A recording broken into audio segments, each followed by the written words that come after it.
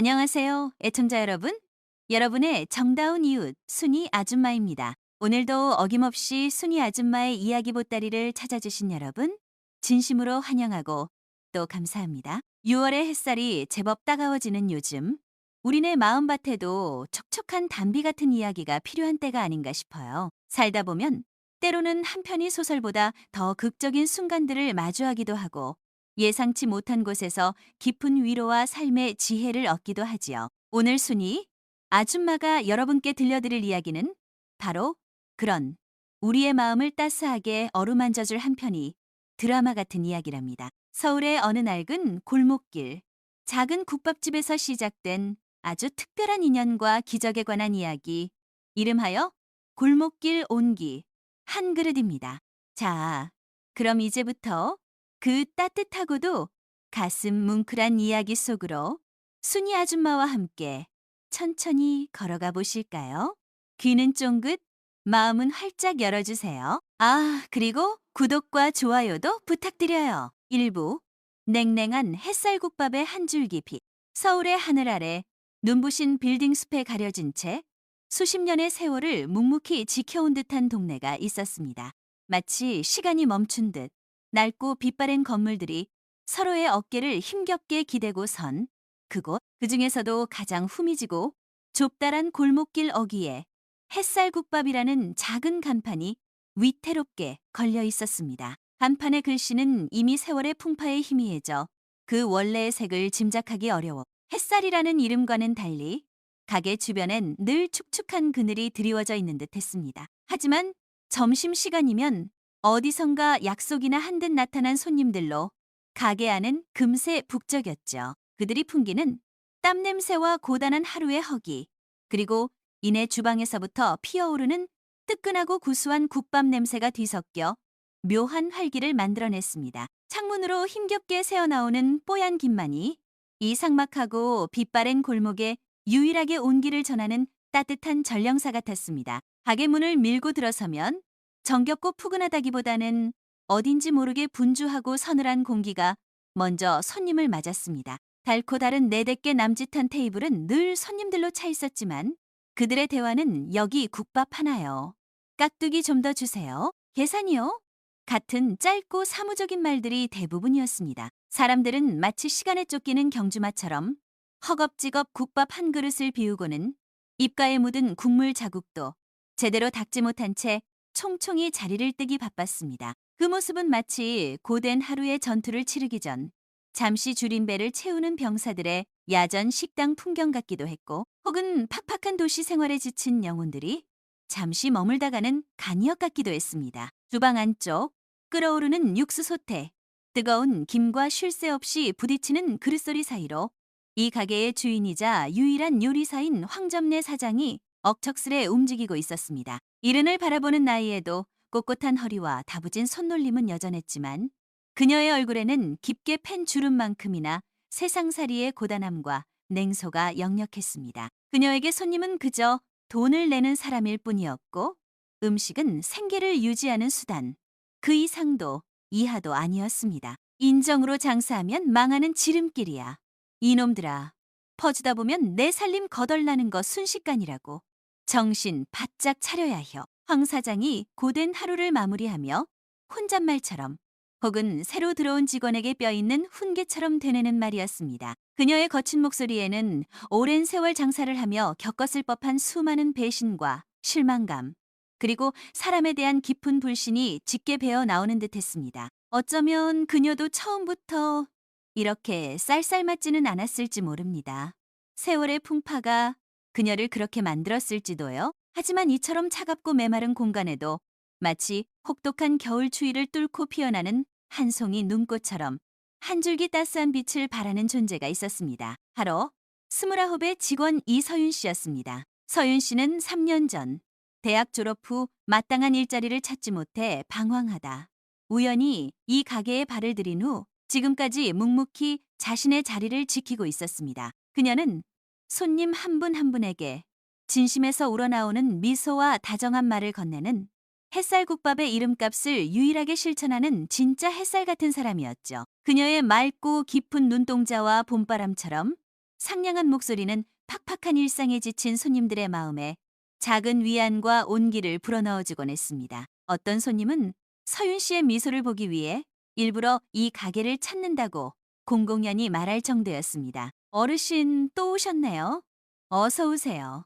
오늘 날이 제법 쌀쌀한데 국물 더 뜨겁게 해서 내드릴까요? 속까지 확 풀리시게요. 이럴 때일수록 든든하게 드셔야 감기도 안 걸리신답니다. 몇 해째 거의 매일 같은 시각.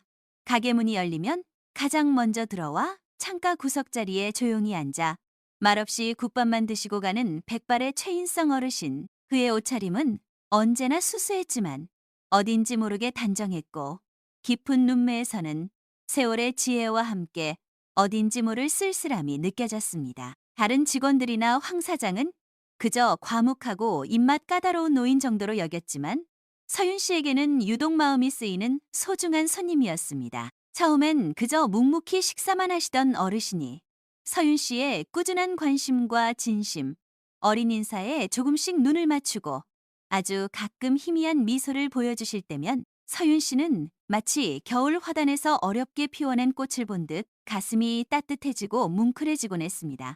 그녀는 어르신의 깊은 침묵 속에 숨겨진 이야기를 읽어내려 애썼습니다. 어머, 어르신. 어제는 눈이 정말 많이 왔는데 편히 오셨어요? 길이 많이 미끄러웠을 텐데 넘어지시진 않으셨고요. 오늘은 특별히 파 좀 넉넉히 넣어드릴게요. 저희 할머니가 그러셨는데 겨울엔 파가 보약이래요. 몸도 따뜻하게 해주고 감기 예방에도 그만이라고 하더라고요. 국물도 좀 더 진하게 우려냈으니 맛있게 드세요. 최 어르신은 서윤 씨의 살갑고 걱정 어린 말에 그저 희미하게 고개를 끄덕이거나 아주 작은 목소리로 고맙네 혹은 괜찮아라고 답할 뿐이었지만 서윤 씨는 그런 반응에도 늘 변함없이 따뜻한 미소로 화답했습니다. 그녀는 알고 있었습니다. 때로는 거창한 말보다 진심이 담긴 눈빛 하나, 작은 배려 하나가 사람의 마음을 움직이고 얼어붙은 마음을 녹인다는 것을요. 서윤 씨에게 음식은 단순히 배고픔을 달래는 수단이 아니었습니다. 그것은 사람과 사람의 마음을 이어주는 따뜻한 정이요.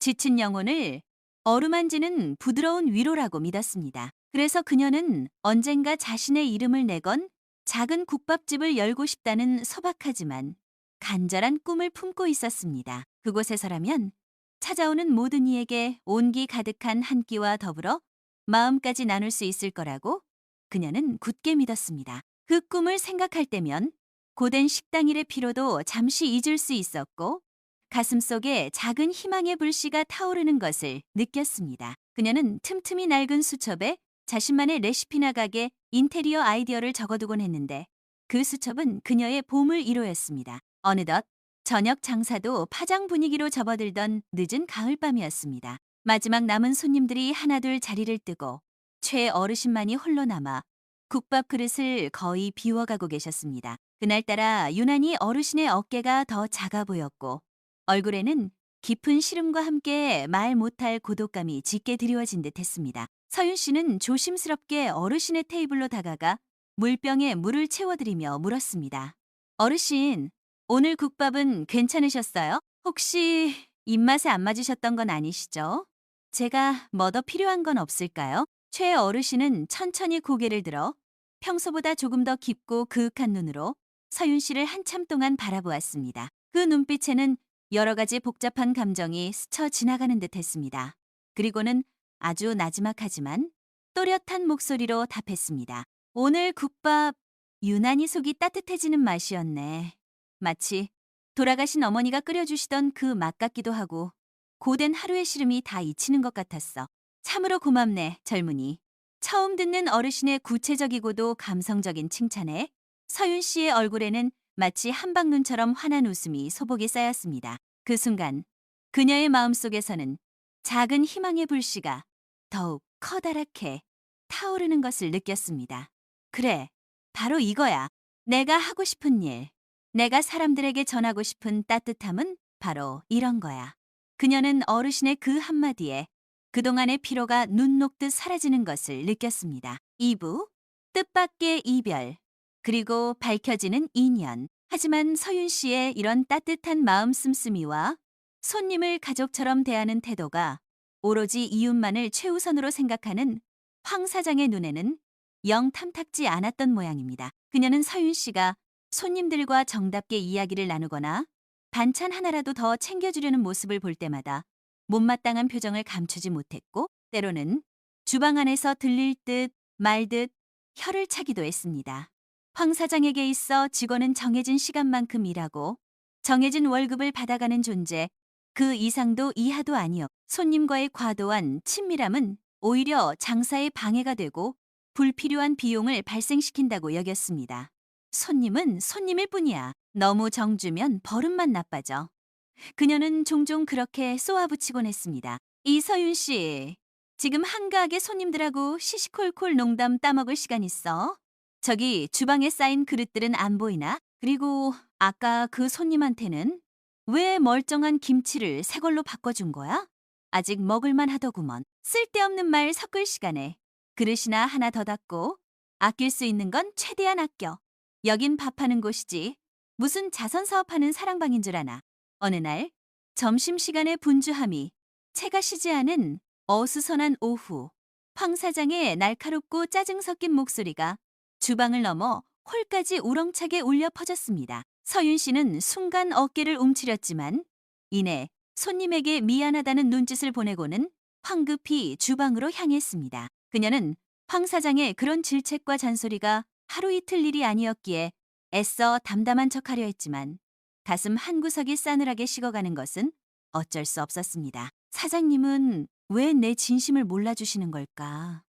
나는 그저 조금이라도 더 따뜻하고 편안한 공간을 만들고 싶을 뿐인데, 그리고 그 김치는 정말 쉬기 직전이었단 말이야. 그녀는 속으로 항변했지만 차마 입 밖으로 내지는 못했습니다. 황 사장의 눈엣 가시 같은 행동과 서윤 씨를 향한 압박은 날이 갈수록 심해졌습니다. 서윤 씨가 단골 손님에게 안부를 묻거나 몸이 불편해 보이는 손님에게 특별히 신경을 써서 국밥에 들어가는 재료를 조절해 주거나 혹은 아이를 데리고 온 손님에게 작은 계란 프라이라도 하나 서비스로 내어주는 모습은 어김없이 그녀의 심기를 건드렸습니다. 황 사장에게는 그런 행동들이 모두 불필요한 시간, 낭비이자 귀한 재료 낭비로 보였던 것입니다.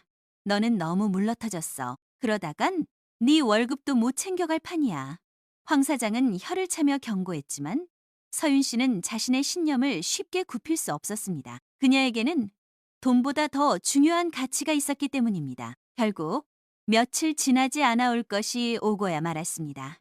그날은 유난히 하늘이 맑고 햇살이 따사로웠던 가을날 오후였습니다. 점심 장사가 끝나고 한숨 돌리며 밀린 설거지를 하던 서윤 씨를 황 사장이 조용히 주방 구석으로 불렀습니다. 그녀의 표정은 평소보다 더욱 차갑고 단호해 보였습니다.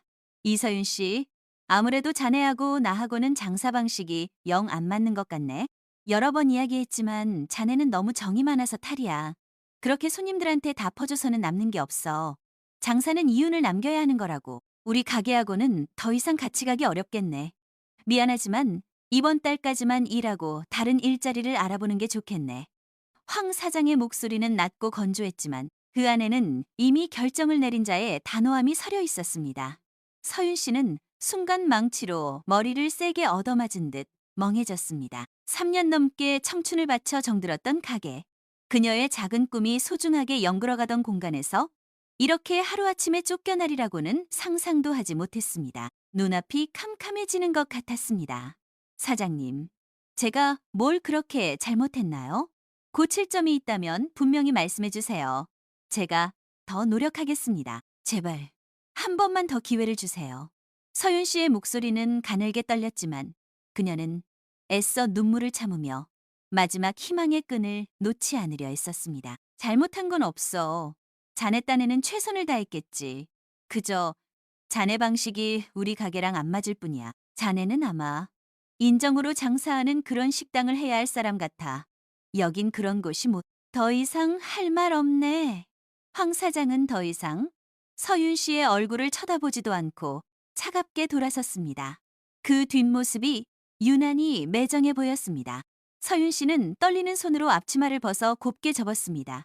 그동안 감사했다는 인사를 간신히 건네고 가게 문을 나서는 그녀의 발걸음은 천근만근 무거웠습니다. 골목길에 걸린 햇살 국밥이라는 간판이 그날따라 유난히 차갑고 위선적으로 느껴졌습니다. 따뜻한 햇살은커녕 차갑고 매정한 그늘만이 그녀의 마음을 더욱 시리고 아프게 할 뿐이었습니다. 집으로 돌아오는 길, 꾹꾹 참았던 눈물이 뺨을 타고 하염없이 흘러내렸습니다. 내 꿈은 이제 어떻게 되는 걸까?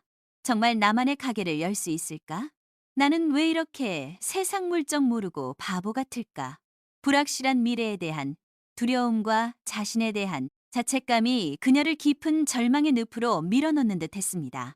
그녀는 한동안 아무것도 할 수 없었고 방 안에 틀어박혀 눈물로 며칠을 보냈습니다. 서윤 씨가 떠난 후 햇살국밥의 분위기는 눈에 띄게 더욱 싸늘하고 삭막해졌습니다. 황 사장은 곧바로 새 아르바이트생을 구했지만 젊고 경험 없는 그 청년은 그저 시키는 일만 기계적으로 처리할 뿐 손님들과 눈을 맞추거나 따뜻한 말 한마디 건네는 법이 없었습니다. 서빙도 서툴렀고 표정은 늘 무뚝뚝했습니다. 서윤 씨의 살가운 미소와 다정한 목소리, 그리고 세심한 배려에 익숙해져 있던 단골 손님들은 하나둘 그녀의 빈자리를 아쉬워하기 시작했습니다. 오이, 사정. 전에 있던 그 싹싹하고 예쁜 아가씨는 어디 갔어? 그 아가씨 때문에 여기 오는 재미가 쏠쏠했는데 말이야. 그러게 말이야. 국밥 맛도 맛있지만 사람 사는 정이 있어야지. 여긴 너무 삭막해졌어. 밥맛도 예전 같지 않은 것 같고. 손님들의 수군거림과 불평이 황 사장의 귀에도 심심치 않게 들려왔지만 그녀는 애써 모른 척하며 자존심을 세웠습니다. 직원 하나 바뀐다고 맛이 변할 리가 있나. 다들 괜한 트집이야. 그리고 가장 눈에 띄는 변화는 거의 매일같이 가게를 찾아와 같은 자리에 앉아 국밥을 드시던 최인성 어르신이 그날 이후로 단 한 번도 모습을 보이지 않았다는 것이었습니다. 황 사장은 처음 며칠은 그저 나이가 있으시니 어디 편찮으신가 보다, 혹은 다른 볼일이 있으신가 보다 정도로 대수롭지 않게 여겼습니다. 하지만 일주일이 지나고 열흘이 지나도록 최 어르신의 발길은 이어지지 않았습니다. 늘 그가 앉던 창가 구석 자리는 할 일 없이 비어 있었고 그 텅 빈 자리는 왠지 모르게 황 사장의 마음을 불편하고 허전하게 만들었습니다. 그녀는 자신도 모르게 자꾸만 그 빈자리를 힐끔거리게 되었습니다. 가게 매출은 서서히, 그러나 분명하게 줄어들기 시작했습니다. 서윤 씨의 따뜻함을 기억하는 단골들의 발길이 뜸해진 탓이 가장 컸고 새로운 아르바이트생의 서툰 서비스에 대한 불만도 한몫했습니다. 황 사장은 속이 탔지만 겉으로는 여전히 태연한 척, 오히려 더 큰 소리를 치며 직원들을 다그쳤습니다. 직원 하나 없다고 가게가 망할 리 없어. 내가 누군데. 하지만 밤늦게 홀로 남아 텅 빈 가게를 바라보며 그날의 매상을 계산할 때면 그녀의 마음속 깊은 곳에서는 뒤늦은 후회와 알 수 없는 불안감이 스멀스멀 고개를 들곤 했습니다. 인정으로 장사하면 망한다더니 인정이 없으니 더 망하는 건가? 내가 뭘 잘못 생각한 걸까?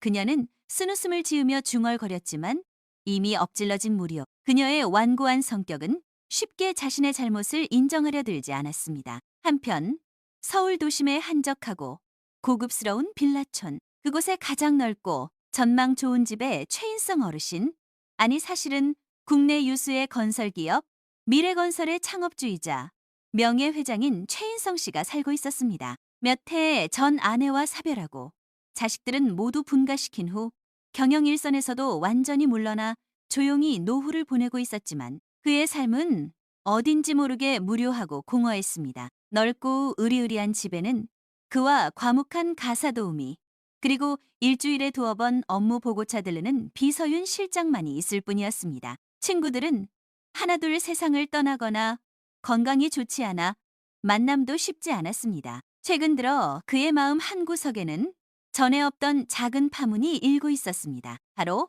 햇살국밥의 그 젊은 직원 이서윤 씨의 해맑은 미소와 진심, 어린 배려가 자꾸만 떠올랐기 때문입니다. 은퇴 후 그는 일부러 허름한 옷차림으로 동네를 산책하다가 우연히 그 국밥집을 발견했고 그곳에서 만난 서윤 씨의 따뜻함은 있고 지냈던 인간적인 온기와 소박한 정을 느끼게 해주었습니다. 그녀는 그를 그저 평범한 동네 노인으로 대했지만 그 꾸밈 없는 진심과 순수한 친절이 최 회장의 메마르고 외로운 마음에 잔잔한 감동과 함께 작은 활력을 불어넣어 주었던 것입니다. 그는 매일 그 국밥집에 가는 것을 은근히 기다리게 되었고 서윤 씨와 짧은 대화를 나누는 것이 하루 중 가장 즐거운 시간 중 하나가 되었습니다. 어느 날 최 회장은 서재 깊숙한 곳에 수십 년간 소중히 보관해온 낡은 나무 상자 하나를 꺼냈습니다. 그 안에는 그가 젊은 시절 어렵게 회사를 일구면서도 틈틈이 사재를 털어 운영했던 푸른 꿈 장학재단 관련 자료들이 빛바랜 채 빼곡히 들어있었습니다. 그는 조심스러운 손길로 서류들을 하나하나 뒤적이다가 유독 눈에 익은 봉투 하나를 발견했습니다. 10여 년 전 장학금을 받았던 한 여학생이 또박또박 정성껏 써내려간 감사 편지였습니다. 편지에는 어려운 환경 속에서도 꿈을 잃지 않고 열심히 공부해서 세상에 도움이 되는 훌륭한 사람이 되겠다는 풋풋하지만 진솔하고 간절한 다짐이 담겨 있었습니다. 그리고 편지 말미에는 이서윤 올림이라고 지금은 어엿한 숙녀가 되었을 그 소녀의 이름이 또렷이 적혀 있었습니다. 그랬었군. 역시 내 기억이 틀리지 않았어. 그 아이가 틀림없었어. 최 회장의 입가에 희미한 미소가 떠올랐습니다. 그는 수많은 학생들에게 장학금을 주었지만 유독 이서윤이라는 소녀의 편지는 그의 기억 속에 깊이 남아 있었습니다. 다른 학생들의 의례적이고 형식적인 감사 인사와는 달리 그녀의 편지에는 어린 나이에도 불구하고 진심과 순수함, 그리고 삶에 대한 진지한 고민과 감사의 마음이 고스란히 담겨 있었기 때문입니다. 그는 그 편지를 따로 보관해두고 가끔씩 꺼내보곤 했었습니다. 최 회장은 즉시 비서인 윤 실장을 불렀습니다. 윤 실장은 수십 년간 최 회장을 그림자처럼 보좌해온 충직하고 능력 있는 비서였습니다. 윤 실장, 혹시 햇살국밥이라는 식당을 아는가? 내가 요즘 가끔 들르던 곳인데 거기서 일하던 이서윤이라는 젊은 여직원이 있었네. 그 친구의 근황을 좀 자세히 알아봐 주게. 그리고 그 햇살국밥이라는 곳에 요즘 사정도 함께 말일세. 윤 실장은 최 회장의 갑작스럽고도 구체적인 지시에 조금 놀란 듯했지만 이내에 침착하고 신속하게 고개를 숙였습니다. 알겠습니다, 회장님. 즉시 확인하여 보고드리겠습니다. 그는 최 회장이 개인적인 일로 누군가의 뒷조사를 지시하는 경우가 거의 없었기에 이번 일이 예사롭지 않음을 직감했습니다. 며칠 뒤 윤 실장은 꼼꼼하게 조사한 결과를 서류와 함께 최 회장에게 보고했습니다. 회장님, 보고드립니다. 이서윤 씨는 약 한 달 전 햇살국밥에서 해고된 것으로 확인되었습니다. 해고 사유는 정확히 파악되지 않았으나 가게 사장과의 불화가 있었던 것으로 추정됩니다. 현재는 서울 외곽의 한 작은 도시락 공장에서 새벽부터 저녁 늦게까지 단순 생산직으로 고되게 일하며 지내고 있다고 합니다. 어려운 형편 속에서도 여전히 자신만의 작은 식당을 열겠다는 꿈을 버리지 않고 조금씩 돈을 모으고 있는 것 같습니다. 그리고 햇살국밥은 이서윤 씨가 떠난 후 손님이 현저히 줄어 운영에 상당한 어려움을 겪고 있다는 소문이 파다합니다. 가게를 내놓을 것이라는 이야기도 들리고 있습니다. 최 회장은 윤 실장의 보고를 묵묵히 들었습니다. 그의 깊은 눈에는 안타까움과 함께 어떤 결심이 서서히 차오르는 듯했습니다. 그는 윤 실장을 물러가게 한 후 한동안 창밖으로 펼쳐진 화려하지만 차가운 도시의 야경을 말없이 바라보며 깊은 생각에 잠겼습니다. 자신의 남은 생을 어떻게 보내야 할지, 잊고 지냈던 푸른 꿈의 의미를 어떻게 되살릴 수 있을지에 대해서 말입니다. 그리고 그 중심에는 10여 년 전의 어린 소녀와 현재의 따뜻한 청년, 이서윤의 모습이 겹쳐지고 있었습니다. 그는 더 이상 망설일 필요가 없다고 생각했습니다. 그로부터 며칠 후, 최 회장은 평소에 수수하고 허름한 옷차림 대신 아주 오랜만에 옷장 깊숙한 곳에서 꺼낸 말끔하게 다려진 정장 차림으로 햇살 국밥을 다시 찾았습니다. 그의 손에는 작은 서류 가방이 들려 있었습니다. 가게 안은 예전보다 훨씬 한산했고 황 사장은 주방에서 힘없이 국물을 젓고 있었습니다. 그녀의 얼굴에는 수심이 가득했습니다. 황 점례 사장, 오랜만이요. 최 회장의 낮고 위험 있는 목소리에 황 사장은 깜짝 놀라 고개를 들었습니다. 매일같이 찾아오던 그 초라한 행색의 노인이 아니었습니다. 눈앞에는 전혀 다른 사람처럼 기품 있고 당당한 모습의 신사가 서 있었습니다. 그녀는 순간 누구인지 알아보지 못했습니다. 어, 어르신? 혹시 최 씨 어르신 맞으신가요? 황 사장은 당황하여 말을 더듬었습니다. 최 회장은 말없이 자신의 명함 한 장을 계산대 위에 조용히 올려놓았습니다. 명함에는 미래건설 명예회장 최인성이라는 글자가 묵직한 금박으로 선명하게 새겨져 있었습니다. 황 사장의 눈이 믿을 수 없다는 듯 휘둥그레졌습니다. 그녀는 자신의 눈을 의심하며 명함과 최 회장의 얼굴을 몇 번이고 번갈아 쳐다보았습니다. 온몸의 피가 싸늘하게 식는 듯한 느낌과 함께 알 수 없는 두려움과 불길함이 온몸을 엄습했습니다. 다리가 후들거려 제대로 서 있기조차 힘들었습니다. 그 직원, 이서윤 씨는 어찌 되었어? 최 회장의 목소리는 차분했지만 그 안에는 거스를 수 없는 단호한 무게감이 실려 있었습니다. 나는 그 아이의 따뜻함과 진심 때문에 이곳을 찾았던 것이요. 그 아이는 10여 년 전 내 재단에서 장학금을 받았던 학생이었지. 그때도 남다른 진심이 담긴 감사 편지를 보내왔던 아주 영특하고 마음씨 고운 아이였네. 그 고운 마음씨가 세월이 흘러도 변치 않았더군. 그런데 이 가게 간판에 버젓이 붙어 있는 햇살이라는 이름, 이제는 참으로 무색하고 부끄러워진 것 같소이다. 최 회장의 나지막하지만 날카로운 말 한마디 한마디가 황 사장의 가슴에 비수처럼 깊숙이 꽂혔습니다. 그녀는 그 자리에 얼어붙은 듯 아무 말도 하지 못했습니다. 자신이 얼마나 어리석고 근시한 적이었는지, 무엇을 놓쳐버리고 어떤 기회를 스스로 걷어차버렸는지 그제야 뼈저리게 깨닫기 시작했습니다. 후회와 자책감이 파도처럼 밀려왔지만 이미 모든 것은 너무 늦어버린 뒤였습니다. 3부 꿈이 피어나다. 서윤인의 온기 한 그릇. 그날 이른 새벽 서울 외곽의 한 작은 도시락 공장. 창밖은 아직 짙고 축축한 어둠에 잠겨 있었고 간간히 내리는 차가운 가을비가 낡은 공장 건물의 양철 지붕을 두드리는 소리가 유난히 크게 들려왔습니다. 공장하는 일은 시간임에도 불구하고 형광등 불빛 아래 수십 명의 직원들이 이미 분주하게 움직이며 도시락을 만들고 포장하는 작업에 한창이었습니다. 그들 중에는 이서윤 씨도 있었습니다. 햇살국밥에서 갑작스럽게 해고된 후 그녀는 며칠간의 깊은 절망과 쓰라린 방황 끝에 지인의 소개로 이곳에서 새로운 일을 시작했습니다. 새벽 일찍 일어나 차가운 새벽 공기를 가르며 만원 버스에 몸을 싣고 출근하여 하루 종일 서서 단순 반복 작업을 하는 것은 육체적으로나 정신적으로나 매우 고되고 힘든 일이었습니다. 손목은 시큰거렸고 다리는 퉁퉁 부어올랐으며 마음 한구석은 늘 허전했습니다. 하지만 서윤 씨는 쉽게 좌절하거나 포기하지 않았습니다. 자신만의 작은 국밥집을 열겠다는 오랜 꿈을 이루기 위해서는 지금의 이 시련도 잠시 거쳐가야 할 과정이라고 스스로를 다독이며 묵묵히 현실을 견뎌내고 있었습니다. 그녀의 손은 마치 기계처럼 빠르고 정확하게 움직였지만 마음속으로는 늘 미래의 서윤인의 국밥집을 그리고 있었습니다. 어떤 따뜻한 국밥을 선보일지, 가게 내부는 어떤 아늑하고 정감 있는 분위기로 꾸밀지, 찾아오는 손님들에게는 어떤 따뜻한 위로의 말을 건넬지, 그런 행복한 상상을 할 때면 고된 노동의 피로도 잠시나마 잊을 수 있었고 가슴속에 꺼지지 않는 작은 희망의 불씨가 여전히 타오르고 있음을 느꼈습니다. 그녀는 작업복 주머니에 항상 작은 수첩과 몽당 연필을 품에 지니고 다니며 점심시간이나 아주 짧은 휴식 시간을 이용해 틈틈이 자신만의 아이디어나 레시피,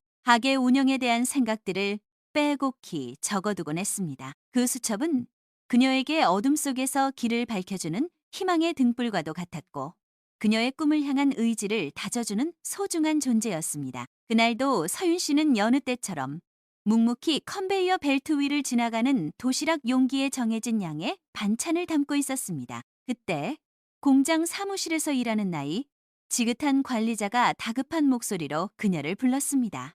이서윤 씨, 이서윤 씨, 잠깐 이리 좀 와봐요. 면회 오신 분이 계세요. 아주 중요한 분 같으니어서요. 네? 저를요? 이 시간에 누가?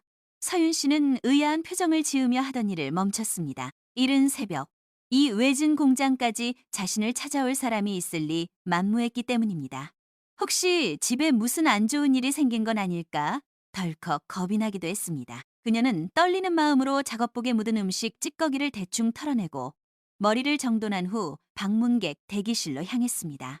가슴이 이유 없이 두근거렸습니다. 대기실 문을 조심스럽게 열자 창가에 서서 비 내리는 바깥 풍경을 말없이 바라보고 있는 한 노신사의 뒷모습이 눈에 들어왔습니다. 낯익은 듯하면서도 어딘지 모르게 평소와는 다른 분위기, 평소보다 훨씬 더 단정하고 격식 있는 모습이었습니다. 그가 천천히 몸을 돌렸을 때 서윤 씨는 자신의 눈을 의심하며 그 자리에 얼어붙고 말았습니다.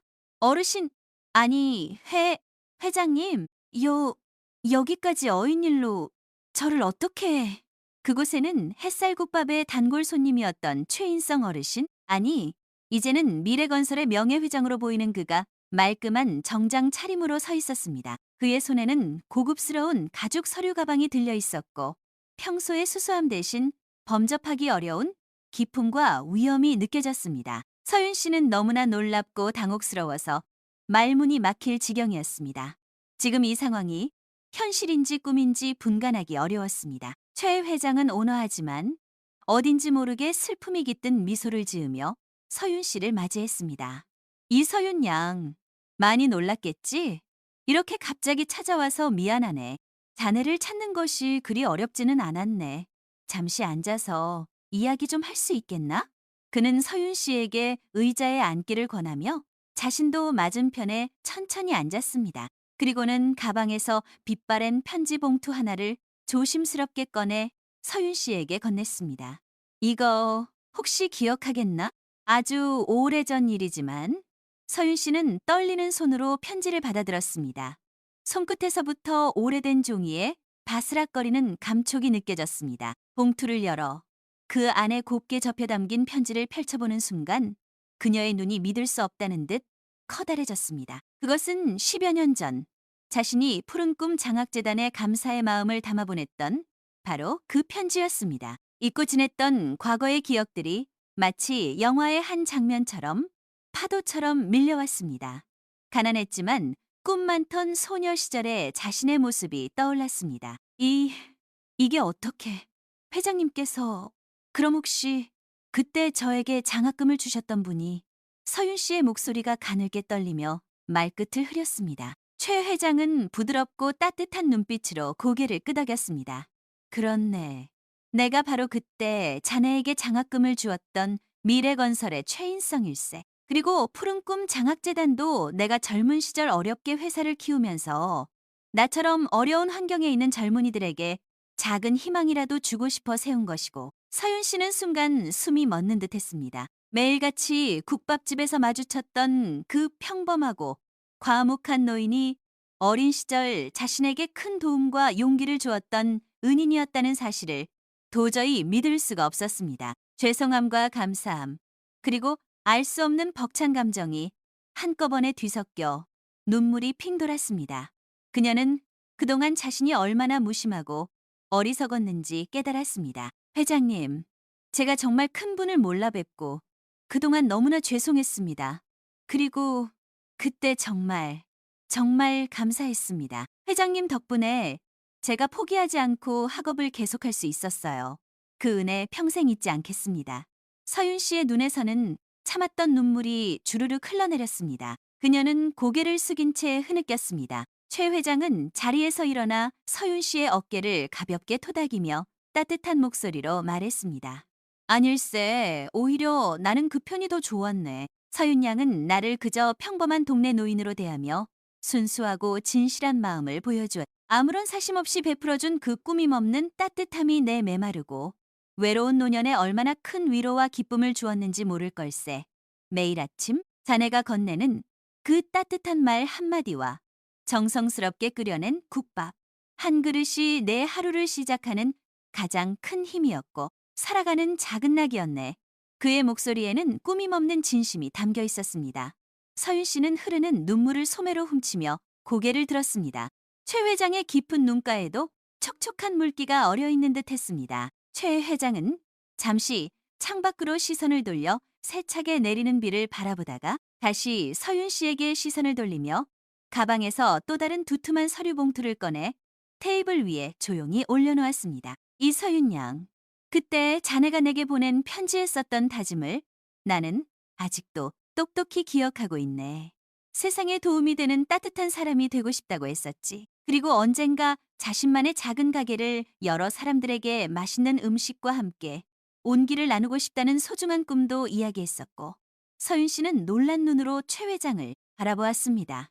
자신이 그런 구체적인 이야기까지 편지에 썼었는지 기억이 가물가물했지만 최 회장은 그것을 마치 어제 일처럼 생생하게 기억하고 있었습니다. 이제 그 꿈을 펼칠 때가 된 것 같네. 이 봉투 안에는 자네가 그 꿈을 시작하는 데 필요한 작은 도움이 들어있네. 부디 부담 갖지 말고 받아주게. 이것은 내가 자네에게 일방적으로 주는 투자가 아니라 자네의 그 따뜻하고 선한 마음에 대한 나의 작은 보답이자 우리 사회의 미래를 위한 소중한 희망의 씨앗이라고 생각해주면 좋겠네.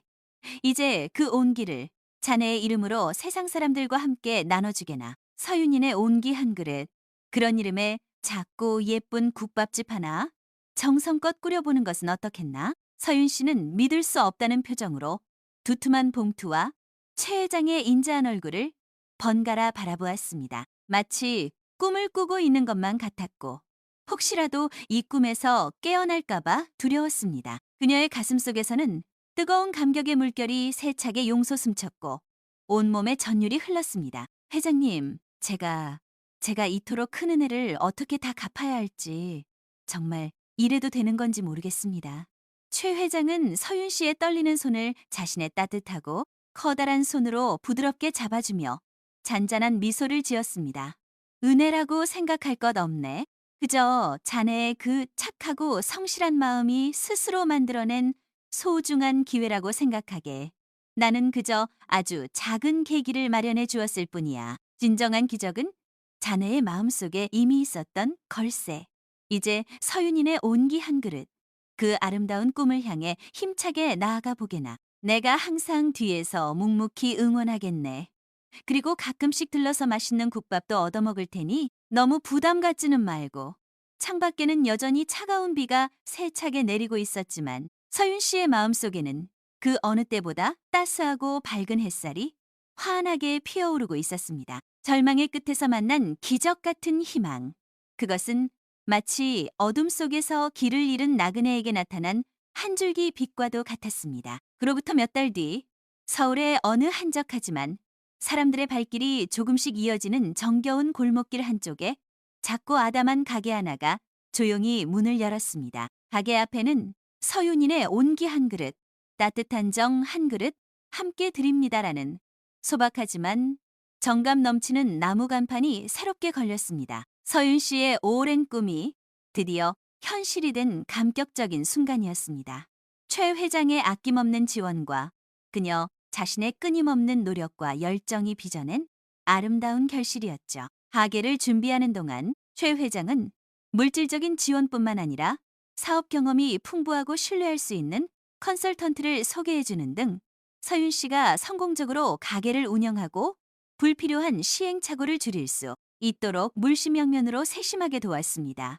서윤 씨는 밤낮 없이 가게 준비에 매달렸고 그녀의 얼굴에는 피곤함 대신 설렘과 희망이 가득했습니다. 가게 내부는 화려하거나 세련되지는 않았지만 서윤 씨의 손길이 닿은 모든 곳에는 그녀의 따뜻함과 정성이 고스란히 배어 있었습니다. 그녀는 직접 발품을 파라고 한 낙지만 튼튼한 나무 테이블과 의자를 깨끗하게 닦고 손질했고 손님들의 눈이 편안하도록 부드러운 간접 조명을 설치했으며 벽에는 그녀가 직접 고른 따뜻한 위로의 글귀들이나 소박한 들꽃, 그림이 담긴 아기자기한 액자들이 걸려 있었습니다. 주방에서는 그녀가 밤새도록 신선한 재료로 정성껏 끓여낸 육수가 구수하고 은은한 향기를 풍기며 손님들의 발길을 유혹하고 있었습니다. 가게 곳곳에는 그녀가 직접 키운 작은 화분들이 놓여 생기를 더했습니다. 개업 첫날, 서윤 씨는 이른 새벽부터 가게에 나와 떨리는 마음으로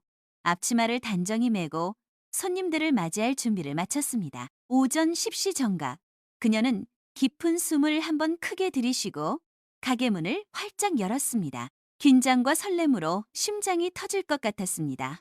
어서 오세요. 서윤인의 온기 한 그릇입니다. 오늘 첫날인데 많이 찾아주세요. 첫 손님은 다름 아닌 동네에서 작은 세탁소를 운영하는 마음씨 좋은 중년 부부였습니다. 평소 지나다니며 서윤 씨가 땀 흘리며 가게를 준비하는 모습을 지켜보았던 터라 오픈 소식을 듣고 일부러 시간을 내어 찾아왔다고 했습니다. 아이고, 젊은 사장님.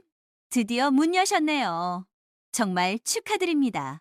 이 동네에 이렇게 보기만 해도 마음 따뜻해지는 국밥집이 생겨서 얼마나 좋은지 몰라요. 대박 나실 겁니다. 서윤 씨는 환한 미소와 함께 감사하다는 인사를 연신 건네며 첫 손님을 맞이했고 정성껏 끓인 뜨끈한 국밥 한 그릇을 조심스럽게 내어드렸습니다. 국밥 위에는 예쁘게 썬 파와 직접 빻은 고춧가루, 그리고 특별히 준비한 볶은 들깨가루를 정갈하게 올렸고 손수 담근 맛깔스러운 깍두기와 아삭한 겉절이도 넉넉히 곁들였습니다. 천천히 드세요. 국물이 뜨거우니 조심하시고요. 부족한 것 있으시면 언제든 편하게 말씀해 주세요. 오늘 첫 손님이시니 음료수는 서비스입니다. 서윤 씨의 따뜻하고 살가운 말 한마디에 손님들은 흐뭇한 미소를 지으며 국밥을 맛보기 시작했습니다. 국물 맛이 정말 끝내주네요. 진하고 깊은 맛이 일품이에요. 첫 손님의 칭찬에 서윤 씨는 세상을 다 얻은 듯 기뻤습니다. 그렇게 서윤인의 온기한 그릇의 첫날은 훈훈하고 기분 좋게 시작되었습니다. 오픈 첫날임에도 불구하고 점심시간이 되자 가게는 금세 손님들로 가득 찼습니다. 동네 주민들, 근처 사무실에서 나온 직장인들, 그리고 소문을 듣고 호기심에 찾아온 사람들까지 모두 서윤 씨의 따뜻한 서비스와 정성 가득한 국밥 맛에 만족하는 표정이었습니다. 서윤 씨는 주방과 홀을 오가며 쉴 새 없이 바쁘게 움직였지만 그녀의 얼굴에는 시종일관 행복하고 감사한 미소가 떠나지 않았습니다. 마치 오랫동안 꿈꿔왔던 무대 위에서 마음껏 춤을 추는 무용수처럼 그녀는 자신의 가게에서 가장 빛나고 있었습니다. 특히 혼자 와서 구석에서 조용히 식사하는 손님들에게는 더욱 세심한 배려를 잊지 않았습니다. 말없이 물을 따라주고 반찬이 비었는지 수시로 살피고 가끔씩 부드러운 눈빛으로 눈을 맞추며 음식은 입에 맞으세요. 더 필요한 건 없으시고요. 라는 따뜻한 한마디를 건네는 것을 잊지 않았습니다. 그녀의 그런 진심 어린 모습은 단순히 음식을 파는 것을 넘어 사람들에게 진정한 위로와 따뜻한 정을 나누는 것처럼 보였고 손님들은 그런 그녀의 마음에 감동했습니다. 한 달, 두 달 시간이 흐르면서 서윤인의 온기 한 그릇은 빠르게 입소문을 타기 시작했습니다. 지역 신문이나 동네 소식지, 그리고 인터넷 블로그나 SNS 등의 마음까지 따뜻해지는 국밥집, 주인의 정성과 진심이 느껴지는 착한 식당, 혼밥하기 좋은 정겨운 곳으로 소개되면서 더 많은 사람들이 찾아오기 시작했습니다. 특히 점심시간에는 가게 밖에 기다란 대기줄이 생길 정도로 큰 인기를 얻었습니다. 메뉴는 여전히 순대국밥과 콩나물국밥 단 두 가지뿐이었지만 모든 음식에는 서윤 씨의 진심과 정성이 듬뿍 담겨 있었습니다. 육수는 매일 새벽부터 신선한 돼지뼈와 각종 채소를 넣어 오랜 시간 정성껏 끓여냈고 순대와 머리고기는 국내산 최상급 재료만을 고집했으며 무엇보다 손님 한 명 한 명을 마치 오랜 친구나 가족처럼 대하는 서윤 씨의 따뜻하고 순수한 마음씨가 가게의 가장 큰 매력이자 성공 비결이었습니다. 그녀는 손님들의 얼굴과 이름을 기억하려 했었고 그들의 소소한 이야기에도 귀를 기울였습니다. 서윤 씨는 바쁜 와중에도 틈틈이 최인성 회장에게 전화를 걸어 가게 운영 상황을 소상히 알리고 변함없는 감사의 마음을 전했습니다. 최 회장은 항상 그녀의 이야기를 마치 자기 일처럼 기뻐하며 귀 기울여 듣고 때로는 경험에서 우러나오는 진심 어린 격려와 현실적인 조언을 아끼지 않았지만 개업 후 몇 달 동안은 일부러 가게를 직접 방문하지는 않았습니다. 서윤 씨가 자신에게 너무 의지하지 않고 스스로 가게를 잘 꾸려나가기를 바라는 마음에서였고 또한 그녀의 성공을 멀리서 지켜보는 것만으로도 충분히 행복했기 때문입니다. 회장님, 언제 한번 꼭 들러주세요. 제가 세상에서 가장 맛있는 국밥 정성껏 끓여서 대접해드리고 싶어요. 회장님 덕분에 제가 이렇게 행복하게 일할 수 있게 되었으니까요. 서윤 씨의 간곡하고 진심, 어린 초대의 최 회장은 항상 허허 알겠네. 내가 자네 가게가 손님들로 문전성시를 이룬다는 소문이 여기까지 들리는데 그 맛있는 국밥 맛을 안 볼 수가 있나? 내가 적당한 때를 봐서 꼭 한번 들르겠네. 너무 기다리게는 하지 않으리다. 라며 특유의 인자한 웃음으로 답하곤 했습니다. 그렇게 석 달이라는 시간이 쏜살같이 흘러간 어느 늦가을 저녁이었습니다. 마지막 손님까지 모두 떠나고 서윤 씨가 홀로 남아 테이블을 정리하고 청소를 하며 하루를 마무리하고 있을 때였습니다. 창밖은 이미 어둑해졌고 골목길에는 스산한 바람이 불고 있었습니다. 가게 문이 조용히 열리는 소리에 서윤 씨는 반사적으로 고개를 들었습니다. 죄송합니다, 손님. 오늘 영업은 이제 거의 마감되어서 내일 다시 찾아주시면 감사하겠습니다. 말을 잇던 서윤 씨의 눈이 순간 커다랗게 뜨였습니다. 그리고는 이내 놀라움과 반가움이 뒤섞인 환한 미소가 그녀의 얼굴 가득 번졌습니다. 문 앞에는 너무나도 익숙한, 그러나 이곳에서는 처음 보는 소박하고 편안한 옷차림의 한 노인이 잔잔한 미소를 머금고 서 있었습니다. 바로 햇살국밥에서 처음 만났던 그 모습 그대로의 최인성 회장이었습니다. 그의 손에는 작은 국화 화분 하나가 들려 있었습니다. 회장님! 어쩐 일이세요? 이렇게 예고도 없이 찾아오시면 제가 얼마나 놀라는지 아세요? 서윤 씨의 얼굴에 놀라움과 반가움이 교차하며 마치 어린아이처럼 기뻐하는 미소가 번졌습니다. 최 회장은 천천히 가게 안으로 들어서며 따뜻하고 만족스러운 눈길로 정성스럽게 꾸며진 가게 내부를 구석구석 둘러보았습니다. 허허, 아주 훌륭하게 잘 꾸몄구나. 자네의 그 따뜻한 마음씨가 가게 곳곳에 그대로 묻어나는 것 같아. 자네의 꿈이 이렇게 멋지게 이루어진 것을 보니 내 마음이 다 흐뭇하고 뿌듯하네. 이거 개업 축하 선물일세. 늦었지만 받아주게나. 그는 서윤 씨에게 노란 국화 화분을 건넸습니다. 서윤 씨는 감격스러운 표정으로 화분을 받아들고는 마치 어린아이처럼 얼굴을 붉히며 주방으로 달려가 앞치마를 고쳐매고 나왔습니다. 이렇게 늦은 시간에 찾아주셔서 정말 감사합니다. 미리 연락이라도 주시지. 잠시만 기다려주세요. 제가 세상에서 가장 특별하고 맛있는 국밥 지금 바로 정성껏 준비해 드릴게요. 회장님께서는 저의 첫 VIP 손님이시니까요. 서윤 씨는 설레고 기쁜 마음으로 다시 주방으로 들어가 그 어느 때보다 정성껏 국밥을 준비했습니다. 육수를 한 번 더 데우고 고기와 순대도 넉넉히 담았습니다. 그리고는 최 회장이 앉은 테이블로 뜨끈한 국밥 한 그릇을 두 손으로 조심스럽게 가져왔습니다. 회장님, 오늘은 특별히 순대국밥에 들깨가루 듬뿍 넣어드렸어요. 회장님 건강 생각해서요. 그리고 이건 제가 오늘 아침에 갓 담근 겉절이인데 한번 맛보세요. 국밥이랑 아주 잘 어울릴 거예요. 최 회장은 서윤 씨의 정성스러운 말과 빛나는 눈빛에 흐뭇한 미소를 지으며 고개를 끄덕였습니다. 내가 제일 좋아하는 방식으로 부탁하네. 자네의 정성이 담겼으니 분명 세상에서 가장 맛있는 국밥일 걸세. 서윤 씨는 최 회장의 맞은편에 조용히 앉아 그가 국밥을 드시는 모습을 마치 소중한 그림을 감상하듯 행복하게 바라보았습니다. 예전 햇살 국밥에서처럼 두 사람 사이에는 많은 대화가 오가지 않았지만 그 공간을 가득 채우는 따뜻하고 편안한 기운은 그 어떤 말보다 더 많은 것을 이야기해주고 있었습니다. 서로를 향한 깊은 신뢰와 감사에 마음이 조용한 공기 속에 잔잔히 흐르고 있었습니다. 맛있게 드세요, 회장님. 이것은 제가 회장님께 진심을 담아드리는 제 인생의 첫 번째 국밥이자 제 꿈의 첫 번째 결실입니다. 서윤 씨의 목소리가 살짝 떨렸지만 그 안에는 벅찬 감동과 자신감이 묻어났습니다. 최 회장은 천천히 그리고 아주 맛있게 국밥 한 그릇을 깨끗이 비웠습니다. 그는 식사를 하는 동안 연신 고개를 끄덕이며 이 맛이야.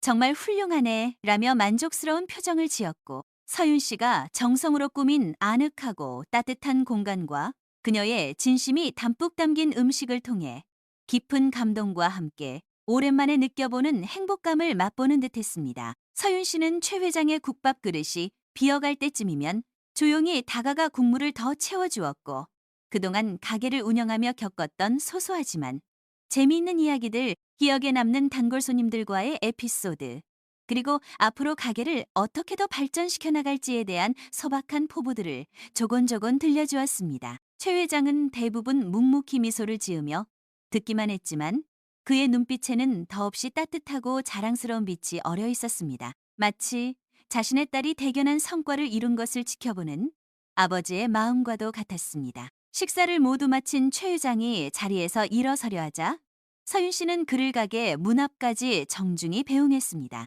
오늘 정말 와주셔서 너무너무 감사드립니다. 회장님, 회장님이 맛있게 드셔주시니 제가 세상을 다 얻은 것 같아요. 앞으로도 자주 들러주세요. 언제든지 대환영입니다. 제가 늘 맛있는 국밥 준비해놓고 기다리고 있겠습니다. 최 회장은 다시 한번 서윤 씨의 어깨를 가볍게 두드리며 고개를 끄덕였습니다. 물론이네. 이제 나도 이 집 단골이 되어야지. 아주 훌륭했네. 이서윤 사장, 자네의 그 따뜻한 마음 변치 말고 앞으로도 많은 사람들에게 맛있는 음식과 함께 희망을 전해주게나. 그는 서윤 씨를 향해 인자하고 믿음직한 미소를 지어 보이고는 천천히 골목길 어둠 속으로 사라졌습니다. 서윤 씨는 유리문 너머로 그의 뒷모습이 완전히 사라질 때까지 한참 동안 그 자리에 서서 바라보며 가슴 벅찬 미소를 지었습니다. 그녀의 눈가에는 어느새 촉촉한 이슬이 맺혀 있었습니다. 가게 문을 닫기 전 서윤 씨는 자신이 직접 골라가게 안가장 잘 보이는 곳, 간판 아래 작은 액자에 넣어 걸어둔 글귀를 가만히 올려다보았습니다. 따뜻한 한 끼와 진심, 어린 말 한마디가 때로는 한 사람의 삶을 바꿀 수 있습니다. 그 문장은 바로 서윤 씨 자신의 삶을, 그리고 어쩌면 최인성 회장의 외롭던 노후를 의미 있고 풍요롭게 바꾼 진실 그 자체였습니다. 10여 년 전 작은 장학금과 서툰 감사 편지로 시작되었던 그들의 소중하고도 기적 같은 인연은 이제 서로에게 가장 따뜻한 위로와 든든한 힘이 되어주는 특별한 관계로 아름답게 이어지고 있었던 것입니다. 그 인연은 마치 잘 익은 과일처럼 세월 속에서 더욱 깊고 풍성해져 가고 있었습니다. 서윤 씨는 가게의 불을 끄기 전 마지막으로 주방과 홀을 깨끗이 정리하며 내일을 준비했습니다. 그녀의 마음은 감사와 행복, 그리고 앞으로 더 많은 사람들에게 따뜻함을 전하겠다는 다짐으로 가득 차 있었습니다. 내일도 변함없이 많은 손님들에게 따뜻한 한 끼와 함께 진심 어린 말 한마디를 건네기 위해 그녀는 오늘도 감사하고 행복한 마음으로 하루를 마무리했습니다. 바깥은 이미 깊은 어둠이 짙게 내려앉았고 골목길은 고요했지만 서윤인의 온기 한 그릇, 이 자리한 그 골목길만큼은 그 어느 때보다 밝고 따뜻하게 빛나고 있는 듯했습니다. 누군가에게 진심 어린 따뜻함을 전하는 것, 그것이야말로 서윤 씨가 꿈꾸던 서윤인의 온기 한 그릇의 진정한 가치이자 존재 이유였으니까요. 그리고 그 온기는 분명 더 많은 사람들에게 퍼져나가 세상을 조금 더 따뜻하게 만들 것이라고 그녀는 굳게 믿었습니다. 네, 오늘 순이 아줌마와 함께 하신 이야기, 골목길 온기 한 그릇 어떠셨는지요? 저는 이야기를 전해드리면서도 가슴 한구석이 뭉클하고 따뜻해지는 것을 느꼈답니다. 진심은 세월의 강을 건너도 그 빛을 잃지 않고 작은 선행과 따뜻한 마음은 결국 더 큰 사랑과 기적으로 돌아온다는 것을 다시 한번 느끼게 해주는 듯합니다. 이서윤 씨의 순수한 마음과 최인성 회장님의 지혜로운 온정이 만나 아름다운 꽃을 피워냈듯이 우리 애청자 여러분의 매일매일에도 이처럼 가슴 따뜻하고 희망 넘치는 순간들이 가득하시기를 순이 아줌마가 진심으로 응원하겠습니다. 오늘 이야기가 여러분의 마음에 잔잔한 울림과 작은 위로를 드렸다면 구독과 좋아요 버튼 꾹 눌러주시고요. 여러분께서 남겨주시는 따뜻한 댓글과 응원의 메시지가 저희 순이 아줌마의 이야기 보따리에는 그 무엇과도 바꿀 수 없는 가장 큰 힘과 격려가 된답니다. 다음 이 시간에도 더욱 감동적이고 삶의 깊은 향기가 묻어나는 좋은 이야기로 다시 찾아뵙겠습니다. 지금까지 여러분의 정다운 이웃 순이 아줌마였습니다. 남은 하루도 온기 가득한 시간 보내시기 바랍니다. 고맙습니다.